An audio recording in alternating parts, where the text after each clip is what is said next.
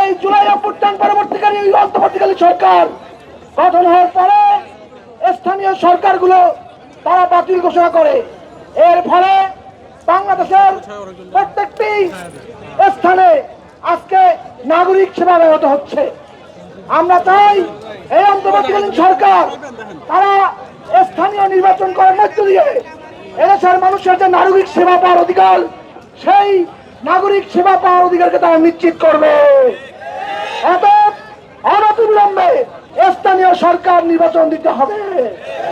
আজকে আমরা দেখছি যেই 3টা অবৈধ নির্বাচন ছিল, সেই নির্বাচন তো আদালত দ্বারা বাতিল ঘোষণা করা হয়েছে, কিন্তু কিছু লোক তাদের ক্ষমতার অপব্যবহার করতে হচ্ছে। তা জুলাই অভ্যুত্থানকারী যোদ্ধারা তা কখনো মেনে নেবে না।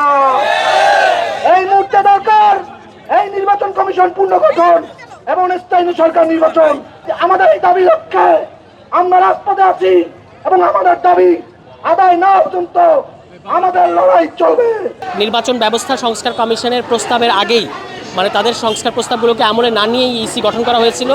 এই কারণে আমাদের অনেক আগে থেকেই দাবি ছিল যে ইসি পুনর্গঠন করতে হবে। আমরা সেই দাবিটাই আবারও সামনে নিয়ে এসেছি এবং স্থানীয় সরকার নির্বাচন করতে হবে। তার কারণ হচ্ছে এটা না করার কারণে ঢাকা দক্ষিণের এখন যে অচলাবস্থা তৈরি হয়েছে, একটা দলের কিছু লোকজন চাচ্ছে ওই একটা সরকারি প্রতিষ্ঠান, রাষ্ট্রীয় প্রতিষ্ঠানকে এক অর্থে দখল করার চেষ্টা করছে এবং অবৈধ নির্বাচনকে তারা এর মধ্যে দিয়ে বৈধতা দেওয়ার চেষ্টা করছে।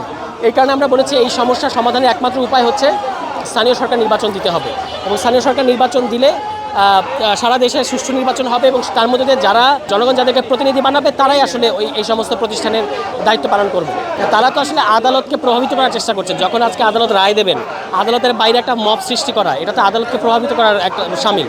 এই কারণে আমরা মনে করি যে অবৈধ নির্বাচনকে বৈধতা দেওয়ার যে অপচেষ্টা তাদের মধ্যে দেখা যাচ্ছে, এখান থেকে তারা দ্রুত সরে আসবে এবং দ্রুত স্থানীয় সরকার নির্বাচনের মধ্য দিয়ে একটা নির্বাচন আপনি দেন, ঢাকা দক্ষিণের নির্বাচনটা আপনি আগে করেন, ঢাকা দক্ষিণ নির্বাচন করে আপনি নির্বাচনে দাঁড়ান এবং জিতে আসেন, আমাদের কোনো আপত্তি নেই।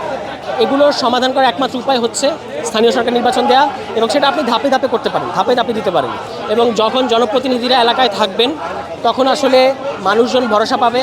আর আওয়ামী লীগেরা যে নানা ধরনের চোরাগোপ্তা আচরণ করার চেষ্টা করছে, নাশকতা সৃষ্টির চেষ্টা করছে, স্থানীয় জনপ্রতিনিধিরা থাকলে যেহেতু তাদের একটা জনভিত্তি আছে, তখন এটা এত সহজ হবে না। হান্নান মাসুদ এটা আমাদের দলীয় সিদ্ধান্তে করেন নাই এবং যাদেরকে তিনি ছাড়িয়ে এনেছেন তারাও আমাদের দলের কেউ না। তো এটা তিনি তার ব্যক্তিগত স্কোপে করেছেন এবং এই জন্য দল তার কাছে ব্যাখ্যা চেয়েছে এবং কারণ দর্শানোর নোটিশ দিয়েছে। এটা তিনি ভালো বলতে পারবেন, আমরা এটাকে সমর্থন করছি না এবং আমাদের দলের অবস্থান খুব পরিষ্কার যে আপনি মব সৃষ্টি করতে পারবেন না। কোথাও যদি আপনার কাছে কোনো তথ্য থাকে যে অমুক জায়গায় অমুক আওয়ামী লীগের দোসর ঘাপটি মেরে আছে, তাহলে আপনাকে এটা পুলিশকে জানাতে হবে এবং তখন পুলিশ হচ্ছে এটার ব্যবস্থা নেবে। যদি ব্যবস্থা না নেয় তখন আমরা স্বরাষ্ট্র মন্ত্রণালয়ের সাথে কথা বলবো যে কেন তথ্য থাকার পরে আপনার ব্যবস্থা নিচ্ছেন না। কিন্তু কেউ আইন নিজের হাতে তুলে নিয়ে অমুক বাসায় তমুক বাসায় মব সৃষ্টি করা, এটা আমরা সমর্থন করি না এবং যাদেরকে হান্নান ছাড়িয়ে নিয়ে এসেছেন তাদের বিরুদ্ধে নানা ধরনের অভিযোগ আছে। তো সে কারণে আমরা দলের দিক থেকে তার কাছ থেকে ব্যাখ্যা চেয়েছি যে আপনি কাজটা কেন করলেন। যেটা আমি আপনাদেরকে নিশ্চিত করতে পারি যে যাকে তিনি ছাড়িয়ে এনেছেন তারা আর এনসিপির কেউ না এবং হান্নান মাসুদ এটা দলীয় সিদ্ধান্তে করেননি। বৈষম্যবিরোধী ছাত্র আন্দোলন এখন এর সাথে এটা আন্দোলনের একটা প্ল্যাটফর্ম ছিল, কিন্তু এরপরে এখানে নানাভাবে সুযোগ নিয়ে অনেকে ঢুকে পড়েছে এবং এটা এখন একটা খুবই মিশ্র একটা প্ল্যাটফর্ম হয়ে উঠেছে। এটাকে ব্যবহার করে অনেকে অনেক ধরনের অপকর্ম করছে। এই অপকর্মের দায় কোনোভাবে এনসিপির ঘাড়ে পড়ে না।